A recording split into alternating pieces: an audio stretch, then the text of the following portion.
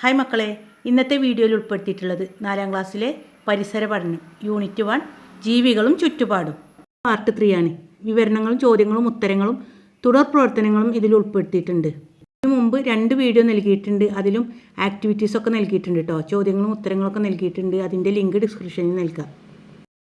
ഇനി നമുക്ക് പഠിക്കാനുള്ള ടോപ്പിക്കാണ് മലിനീകരണം. ഒന്നിന് പറയുന്നത് ശ്രദ്ധിക്കൂ.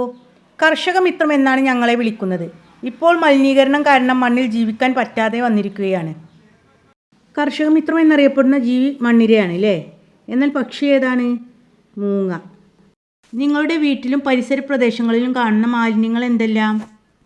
പ്ലാസ്റ്റിക്കുകൾ, കുപ്പികൾ, ടയർ, തുണികൾ, ഇലക്ട്രിക് മാലിന്യങ്ങൾ തുടങ്ങിയവയെല്ലാം നമ്മുടെ പരിസരങ്ങളിൽ കാണാവുന്നതാണ്. ഇവിടെ ചോദിച്ചിട്ടുള്ള ചോദ്യം എന്താണ്? നിങ്ങളുടെ സ്കൂളിലെ മാലിന്യ നിർമ്മാർജ്ജനം എങ്ങനെയാണെന്ന് കണ്ടെത്തിയൊരു റിപ്പോർട്ട് തയ്യാറാക്കി ക്ലാസ്സിൽ അവതരിപ്പിക്കൂ. ഇപ്പോൾ നമ്മുടെ വീടുകളിലൊക്കെ പഞ്ചായത്തിൽ നിന്ന് ആളുകൾ വന്നിട്ട് പ്ലാസ്റ്റിക് കവറുകൾ കൊണ്ടുപോകുന്നില്ലേ? ഹരിതസേന എന്നാണ് അവരുടെ പേര് അല്ലേ? കണ്ടിട്ടില്ലേ? ഒന്ന് ശ്രദ്ധിക്കണം കേട്ടോ. ഈ വീടുകളിൽ മാലിന്യ സംസ്കരണം ചോദിച്ചാൽ നമുക്ക് എഴുതാല്ലേ. പ്ലാസ്റ്റിക് കവറുകളൊക്കെ പഞ്ചായത്ത് ഹരിതസേനക്ക് കൊടുക്കും. ജൈവ മാലിന്യങ്ങൾ എന്ത് ചെയ്യും? ബയോഗ്യാസ് ആക്കാം, അല്ലെങ്കിൽ നമുക്ക് കൃഷിക്കായിട്ട് ജൈവ വളങ്ങളായിട്ട് ഉപയോഗിക്കാം. ഇനി മക്കളുടെ സ്കൂളുകളിൽ എന്താ ചെയ്യാറുള്ളത്? പല സ്കൂളുകളിലും വ്യത്യസ്ത രീതിയിലാണ് മാലിന്യ നിർമ്മാർജ്ജനം ചെയ്യാറുള്ളത്. അധിക സ്കൂളുകളിലും ബയോഗ്യാസ് പ്ലാന്റ് ഉണ്ടായിരിക്കും. ഇനി നിങ്ങളുടെ സ്കൂളുകളിൽ എന്താ ചെയ്യാറുള്ളതെന്ന് മക്കൾ എഴുതണം കേട്ടോ. ചിത്രം നിരീക്ഷിക്കൂ. എന്തെല്ലാമാണ് ചിത്രത്തിൽ കാണുന്നത്? മണ്ണ് മലിനമാക്കുന്ന പ്രവർത്തനങ്ങളാണ് അല്ലേ? ഇടങ്ങളിൽ കീടനാശിനി ഉപയോഗിക്കുന്നു. പ്ലാസ്റ്റിക് വേസ്റ്റുകൾ കൂട്ടിയിട്ടിരിക്കുന്നു. കുന്നുകളൊക്കെ ഇടിച്ചു നിരത്തിക്കുകയാണ് അല്ലേ? മാലിന്യങ്ങൾ ചുറ്റുപാടിലേക്ക് വലിച്ചെറിയുന്നത് ആവാസങ്ങൾക്ക് ദോഷകരമല്ലേ? അതെ, ദോഷകരമാണ്. മാലിന്യങ്ങൾ ചുറ്റുപാടിലേക്ക് വലിച്ചെറിയുന്നത് ആവാസങ്ങൾക്ക് ദോഷകരമാണ്. മണ്ണ് മലിനമാക്കുന്ന മറ്റു പ്രവർത്തനങ്ങൾ എന്തെല്ലാമെന്ന് ചർച്ച ചെയ്തെഴുതൂ. കൃഷിയിടങ്ങളിൽ അമിതമായി കീടനാശിനി ഉപയോഗിക്കുന്നത്, അമിതമായ രാസവള പ്രയോഗം, പ്ലാസ്റ്റിക് മാലിന്യങ്ങൾ, ഫാക്ടറിയിലെ മാലിന്യങ്ങൾ. മണ്ണു മലിനീകരണം ആവാസ വ്യവസ്ഥയെ ഏതെല്ലാം രീതിയിൽ ബാധിക്കുന്നു? ജീവികളുടെ വാസസ്ഥലം നഷ്ടമാകുന്നു, ജലസ്രോതസ്സുകൾ മലിനമാകുന്നു, മണ്ണിൻ്റെ ഫലപുഷ്ടി നഷ്ടപ്പെടുന്നു. ഇതുപോലെ നമ്മുടെ പരിസരത്ത് മറ്റെന്തെല്ലാം മലിനപ്പെടുന്നുണ്ട്?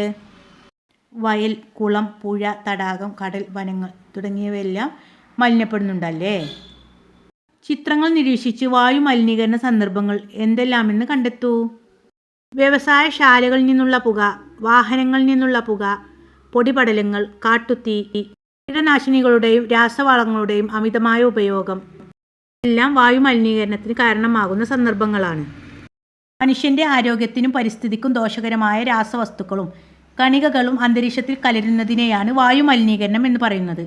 വ്യവസായശാലകളിൽ നിന്നും വാഹനങ്ങളിൽ നിന്നുമുള്ള പുക, പൊടിപടലങ്ങൾ, carbon monoxide, sulphur dioxide, nitrogen oxide തുടങ്ങിയ വാതകങ്ങൾ വായുവിനെ മലിനമാക്കുന്നു. നമ്മുടെ താജ്മഹലിന് നിറം മങ്ങാൻ കാരണം എന്താണ്? ഇങ്ങനെ വ്യവസായശാലകളിൽ നിന്നുള്ള വാതകങ്ങളുടെ വായു മലിനീകരണം കൊണ്ടാണ്. വായു മലിനീകരണം കൊണ്ടുള്ള ദോഷങ്ങൾ. വായു മലിനീകരണം നമ്മുടെ ആരോഗ്യത്തെ ദോഷകരമായി ബാധിക്കുന്നു. ഓരോ വർഷവും വായു മലിനീകരണം മൂലം വിവിധ രോഗങ്ങൾ ബാധിച്ച് ഏകദേശം 70 ലക്ഷം മനുഷ്യർ ലോകത്ത് മരിക്കുന്നുണ്ട്. ഇത് മാത്രമല്ല, മൃഗങ്ങളെയും സസ്യങ്ങളെയും വായു മലിനീകരണം ദോഷകരമായി ബാധിക്കും. കാർഷിക വിളകൾ കുറയുന്നത്, ആസിഡ് മഴ, ആഗോളതാപനം, ഓസോൺ പാളിയുടെ നാശം എന്നിവയെല്ലാം വായു മലിനീകരണത്തിൻ്റെ ദോഷഫലങ്ങളാണ്. വായു മലിനീകരണം കൊണ്ട് ശ്വസന ഹൃദയ സംബന്ധമായ രോഗങ്ങളാണ് ഉണ്ടാവുക. 2025 കണക്കു പ്രകാരം അസമിലെ ബൈർനിഹത്താണ് ഇന്ത്യയിലെ ഏറ്റവും കൂടുതൽ വായു മലിനീകരണമുള്ള നഗരം. അതുപോലെ ഏറ്റവും വൃത്തിയുള്ള നഗരം ഇൻഡോർ, മധ്യപ്രദേശിലെ ഇൻഡോർ. ഇനി കൂടുതലായിട്ട് പാഠഭാഗത്തോടനുബന്ധിച്ചുള്ള GK നമുക്ക് നമ്മുടെ LSS ക്ലാസ്സിൽ പഠിക്കാം. LSS ക്ലാസ്സുകൾ നൽകാൻ വേണ്ടിയിട്ടൊരു വാട്സപ്പ് ഗ്രൂപ്പ് ഉണ്ട്. അതിൻ്റെ ലിങ്ക് ഡിസ്ക്രിപ്ഷനിൽ നൽകാം. മക്കളെല്ലാവരും ജോയിൻ ചെയ്യണേ. 4ാം ക്ലാസ്സിലെ മുഴുവൻ സബ്ജക്റ്റിന് പുറമെ LSS ക്ലാസ്സുകളും എല്ലാ ദിനാചരണ ക്വിസ് വീഡിയോസും നമ്മുടെ ചാനലിലൂടെ നൽകുന്നുണ്ട് കേട്ടോ. അതായത് അക്ഷരമുറ്റം, CH പ്രതിഭ ക്വിസ്, സ്വദേശ് മെഗാ ക്വിസ് തുടങ്ങിയ ക്വിസ് വീഡിയോസും നൽകുന്നുണ്ട്. നമ്മുടെ ചാനൽ ഇനിയും സബ്സ്ക്രൈബ് ചെയ്യാത്ത കുട്ടികളുണ്ടെങ്കിൽ ഒന്ന് സബ്സ്ക്രൈബ് ചെയ്യുക കേട്ടോ. എന്നാലേ തുടർന്നുള്ള ക്ലാസ്സുകളൊക്കെ ലഭിക്കുകയുള്ളൂ. ഇനി നമുക്ക് പഠിക്കാനുള്ളതാണ് ജലമലിനീകരണം. ചിത്രം നിരീക്ഷിക്കൂ. ജലം മലിനീകരണമാകുന്ന സാഹചര്യങ്ങൾ എന്തെല്ലാമാണ്? പ്ലാസ്റ്റിക് മാലിന്യങ്ങൾ ജലാശയങ്ങളിലേക്ക് വലിച്ചെറിയുന്നത്, വ്യവസായശാലകളിൽ നിന്നും മാലിന്യങ്ങൾ ഒഴുക്കിവിടുന്നത്, രാസവളങ്ങളുടെയും കീടനാശിനികളുടെയും പ്രയോഗം, വീടുകളിലെ മാലിന്യങ്ങൾ ജലാശയങ്ങളിലേക്ക്, പുഴകളിലേക്ക് ഒഴുക്കിവിടുന്നത്. ജലം മലിനമാകുന്നത് ജീവികളെയും മനുഷ്യരെയും എങ്ങനെയെല്ലാം ബാധിക്കും? ജലത്തിലെ ഓക്സിജൻ്റെ അളവ് കുറയുന്നു, ജലജീവികൾ നശിക്കുന്നു, ജലസസ്യങ്ങൾ ഇല്ലാതാകുന്നു, നിരവധി അസുഖങ്ങൾ ഉണ്ടാകുന്നു. കോളത്ത് തന്നതൊന്ന് വായിക്കാം. വിവിധ രാസജൈവ പദാർത്ഥങ്ങളുടെ സാന്നിധ്യം മൂലം ജലം മലിനമാകുന്നു. മലിനജലം വിവിധ ആരോഗ്യ പ്രശ്നങ്ങളും രോഗങ്ങളും ഉണ്ടാക്കുന്നു. വ്യായാമശാലകളിൽ നിന്നും വീടുകളിൽ നിന്നുമുള്ള മാലിന്യങ്ങൾ, പ്ലാസ്റ്റിക് മാലിന്യങ്ങൾ, കീടനാശിനികൾ, മറ്റു രാസവസ്തുക്കൾ, പെട്രോളിയം എന്നിവ ജലമലിനീകരണത്തിന് കാരണമാകുന്നു. ജലത്തിൽ ഓക്സിജന്റെ അളവ് കുറയുന്നത് മലിനീകരണം മൂലമാണ്. ഇത് ജലത്തിൽ വസിക്കുന്ന ജീവികളുടെ ജീവന് തന്നെ ഭീഷണിയാണ്. ആദിയുടെ ഡയറി കുറിപ്പ് വായിക്കാം. കരിതുള്ളി പ്രകൃതി. 2024. ചെരുവിലായിരുന്നു ഞങ്ങളുടെ വീട്. നന്നായി മഴ കിട്ടുന്ന പ്രദേശമാണ് ഞങ്ങളുടേത്. ഇടവപ്പാതി തോരാതെ പെയ്യുന്നുണ്ട്. ശക്തമായ മഴയാണ്. പുഴയിൽ ജലനിരപ്പ് ഉയർന്നിട്ടുണ്ട്. ഇനിയും ജലനിരപ്പ് ഉയർന്നാൽ വീട്ടിൽ വെള്ളം കയറും. സന്ധ്യയായപ്പോൾ തീവ്രമായ മഴ തുടങ്ങി. വൈദ്യുതിയില്ല. മഴ തുടർന്നാൽ എന്ത് സംഭവിക്കുമെന്ന് ഞങ്ങൾക്ക് ഭയമുണ്ടായിരുന്നു. അപകട മുന്നറിയിപ്പുകൾ ഞങ്ങൾ ശ്രദ്ധിക്കുന്നുണ്ടായിരുന്നു. വീട്ടിലെ വളർത്തുമൃഗങ്ങൾ അസ്വസ്ഥരായി ശബ്ദമുണ്ടാക്കുന്നത് ശ്രദ്ധയിൽപ്പെട്ടു. അപകടം മനസ്സിലാക്കി അച്ഛനും അമ്മയും ഞങ്ങളെ അല്പം ദൂരത്തുള്ള ബന്ധുവിൻ്റെ വീട്ടിലേക്ക് കൊണ്ടുപോയി. മഴയ്ക്കു ശമനമില്ല. ഞങ്ങൾ ഉറക്കത്തിലായി. പുലർച്ചെയാണ് ഞെട്ടിപ്പിക്കുന്ന ആ വാർത്ത ഞങ്ങൾ കേട്ടത്. പൊട്ടലിൽ നിരവധി പേർ മരണപ്പെട്ടു. ആ വലിയ പ്രകൃതി ദുരന്തത്തിൻ്റെ സംഹാര ശക്തിയിൽ ഞങ്ങളുടെ വീടും വിദ്യാലയവും കുറേ കൂട്ടുകാരും ബന്ധുക്കളും ഒരു ഗ്രാമം തന്നെയും പൂർണ്ണമായി ഇല്ലാതായി. ചിത്രം കണ്ടോ? ഇത് കഴിഞ്ഞ വർഷം 2024 വയനാട്ടിൽ നടന്ന ദുരന്തത്തിൻ്റെ ഡയറി കുറിപ്പാണ് കേട്ടോ. ഈ കുട്ടിയുടെ ഡയറി കുറിപ്പ് വായിക്കുമ്പോൾ നമ്മൾ തന്നെ കരഞ്ഞു പോകും. ലോകത്തെ നടുക്കിയ ഒരു പ്രകൃതി ദുരന്തമാണിത്. ഒരുപാട് മനുഷ്യർ ഇതിൽ മരണപ്പെട്ടു. അവരുടെ മൃതദേഹങ്ങൾ ചാലിയാർ പുഴയുടെ പല ഭാഗത്തു നിന്നും പല ശരീരഭാഗങ്ങളായിട്ടാണ് ലഭിച്ചിട്ടുള്ളത്. ഇങ്ങനെയുള്ള പ്രകൃതി ദുരന്തങ്ങൾ ഇനി ഇല്ലാതിരിക്കാൻ വേണ്ടി നമുക്ക് ദൈവത്തോട് പ്രാർത്ഥിക്കാം. പ്രകൃതി ദുരന്തങ്ങൾ ലോകത്തിൻ്റെ പല ഭാഗത്തും ഉണ്ടാകാറുണ്ട്. നിങ്ങൾക്കറിയാവുന്ന പ്രകൃതി ദുരന്തങ്ങൾ ഏതെല്ലാമാണ്?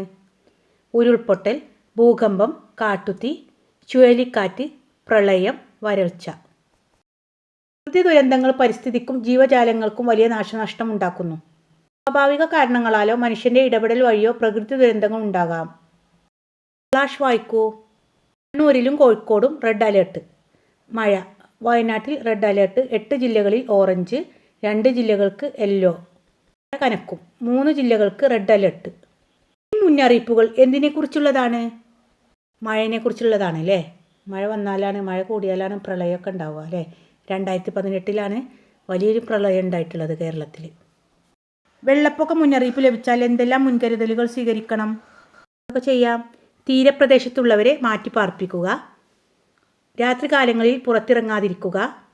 യാത്രകൾ ഒഴിവാക്കുക. ഇനി ഇവിടെ കോളത്തിൽ നൽകിയിട്ടുണ്ട്, അതൊന്ന് വായിക്കാം. പ്രകൃതി ദുരന്തങ്ങളെക്കുറിച്ച് മുന്നറിയിപ്പുകൾ നൽകാൻ സംവിധാനങ്ങൾ നിലവിലുണ്ട്. മുന്നറിയിപ്പുകളുടെ അടിസ്ഥാനത്തിൽ മുൻകരുതലുകൾ എടുത്താൽ ജീവനും പരിസ്ഥിതിക്കും സംരക്ഷണം നൽകാൻ കഴിയും. നമുക്ക് പഠിക്കാനുള്ള ടോപ്പിക്കാണ് ആവാസ വ്യവസ്ഥകളുടെ സംരക്ഷണം. കരയിലും കടലിലുമായി എണ്ണമറ്റ ജീവികൾ. അവ പ്രകൃതിയോട് ഇണങ്ങിച്ചേരുന്ന കാഴ്ച എത്ര മനോഹരം! ജീവികൾ അവയുടെ ഭക്ഷണവും വാസസ്ഥലവും കണ്ടെത്തുന്നത് ആവാസ വ്യവസ്ഥയിൽ നിന്നാണ്. ആവാസ വ്യവസ്ഥകളാണ് ജീവൻ്റെയും ജൈവ വൈവിധ്യത്തിൻ്റെയും നിലനിൽപ്പിന് ആധാരം. ആവാസ വ്യവസ്ഥകളുടെ സംരക്ഷണം നമ്മുടെ കടമയാണ്. ആവാസ വ്യവസ്ഥയുടെ സംരക്ഷണ പ്രവർത്തനങ്ങളിൽ നമുക്കും പങ്കുചേരാം. ഇവിടെ കുറച്ച് കുട്ടികൾ പോസ്റ്റർ പിടിച്ച് നിൽക്കുന്നുണ്ട് അല്ലേ? ബാനർ പിടിച്ചിട്ട് എന്താ എഴുതിയിട്ടുള്ളത്? നമ്മുടെ ഭൂമി നമ്മുടെ ഭാവി, നാം തന്നെ സംരക്ഷകർ, പാലിക്കാം നമുക്ക് ഹരിതചട്ടങ്ങൾ. മക്കളും പോസ്റ്റർ ഉണ്ടാക്കണം കേട്ടോ. എങ്ങനെയൊക്കെ എഴുതാ? വനം നമ്മുടെ സമ്പത്ത്, പ്രകൃതിയെ സംരക്ഷിക്കൂ, ജീവൻ നിലനിർത്തൂ, പ്ലാസ്റ്റിക് മാലിന്യങ്ങൾ വലിച്ചെറിയരുത്. പോസ്റ്റർ ഉണ്ടാക്കുമ്പോൾ നല്ല വൃത്തിയിൽ കളറൊക്കെ നൽകി ചെറിയ ചിത്രങ്ങളൊക്കെ വരക്കാം കേട്ടോ. നന്നായിട്ട് ചെയ്യാം. വിലയിരുത്താം. ഒന്നാമത്തെ ചോദ്യം, ജീവികളെ അവയുടെ ആവാസവുമായി ബന്ധിപ്പിക്കുക. ഒക്കെ ചെയ്യാം. തിമിംഗലം സമുദ്രം, പെൻഗിൻ ധ്രുവപ്രദേശം, പുള്ളിമാൻ വനം, ഒട്ടകം മരുഭൂമി. രണ്ടാമത്തെ ചോദ്യം, നിങ്ങളുടെ പ്രദേശത്തെ ഒരു ആവാസ വ്യവസ്ഥ സന്ദർശിച്ച് അവിടെ കാണപ്പെടുന്ന ജീവികളുടെ പേരെഴുതുക. അവയുടെ പരസ്പരാശ്രയത്വം കണ്ടെത്തുക. തവള, പാമ്പ്, പരുന്ത്, കാക്ക, മീൻ, പുൽച്ചാടി. അവയുടെ പരസ്പരാശ്രയത്വം എങ്ങനെ എഴുതാം? പുൽച്ചാടിയെ തവള കഴിക്കുന്നു, തവളയെ പാമ്പ് കഴിക്കുന്നു, പാമ്പിനെ പരുന്ത് കഴിക്കുന്നു. മറ്റൊന്ന്, മീനിനെ തവള കഴിക്കുന്നു, തവളയെ കാക്ക കഴിക്കുന്നു. ഇങ്ങനെ കൂടുതലായിട്ട് മക്കൾക്ക് ഈ ആഹാര ശൃംഖല പൂരിപ്പിക്കാം.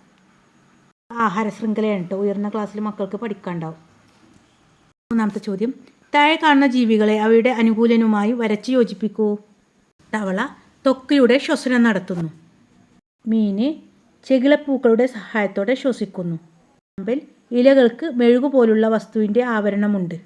ഒട്ടകം മണലിൽ പുതഞ്ഞു പോവാതെ പരന്ന പാദങ്ങളുണ്ട്. കാലിമുൾച്ചെടി കാണ്ഡത്തിൽ ജലം ശേഖരിച്ച് വെക്കാൻ കഴിയുന്നു. തുടർ പ്രവർത്തനം മക്കൾ സ്വന്തമായിട്ട് ചെയ്യേണ്ടതാണ് കേട്ടോ. അയൽപക്കത്തെ 5 വീടുകൾ സന്ദർശിച്ച് ചോദ്യാവലി ഉപയോഗിച്ച് അഭിമുഖം നടത്തി സ്വന്തം വീട്ടിലെ വിവരങ്ങൾ അന്വേഷിച്ചറിഞ്ഞ് ഗ്രൂപ്പായി റിപ്പോർട്ട് തയ്യാറാക്കി ക്ലാസ്സിൽ അവതരിപ്പിക്കുക. അങ്ങനെ ചെയ്യണമെന്ന് വെച്ചാൽ A4 ഷീറ്റിൽ മുകളിലായിട്ട് വീട്ടുപേര്, നമ്പർ ഉണ്ടാവും കേട്ടോ. ആ നമ്പർ എഴുതുക, സന്ദർശിച്ച തീയതി, സമയം, വീട്ടുടമയുടെ പേര്. ശേഷം 3 കോളങ്ങളായിട്ട് ഇങ്ങനെ എഴുതണം. ജൈവമാലിന്യം, പ്ലാസ്റ്റിക് മാലിന്യം, ജലമാലിന്യം. കോളത്തിലായിട്ട് സംസ്കരിക്കുന്ന രീതി ഏത് രീതിയിലാണ്, പറമ്പിൽ കുഴിച്ചിടുന്നു ആ രീതിയിലാണെങ്കിൽ പറമ്പിൽ കുഴിച്ചിടുന്നു എഴുതിയിട്ട് അതിന് നേരെ ടിക്ക് ഇട്ടാൽ മതി കേട്ടോ. കൂടുതലായിട്ട് ഇതൊന്നും വേണ്ട. ഇത് പ്രൊജക്റ്റ് വർക്കാണ് കേട്ടോ. രണ്ടാമത്തത് കരയിലും ജലത്തിലും ജീവിക്കുന്ന ജീവികളുടെ ചിത്രം ശേഖരിച്ച് ഒരു ഡിജിറ്റൽ ആൽബം തയ്യാറാക്കൂ. മക്കൾ ചിത്രങ്ങളൊക്കെ ശേഖരിച്ച് കരയിൽ ജീവിക്കുന്നവ, വെള്ളത്തിൽ ജീവിക്കുന്നവ, കരയിലും വെള്ളത്തിലും ജീവിക്കുന്നവ, അങ്ങനെ ഫോട്ടോ ശേഖരിച്ച് ചിത്രങ്ങൾ ശേഖരിച്ച് ആൽബം തയ്യാറാക്കാം. മനസ്സിലായല്ലോ? മക്കൾക്ക് ക്ലാസ്സുകൾ ഇഷ്ടമായാൽ ലൈക്ക് ചെയ്യാനും ഷെയർ ചെയ്യാനും സബ്സ്ക്രൈബ് ചെയ്യാനും മറക്കരുതേ. Thanks for watching.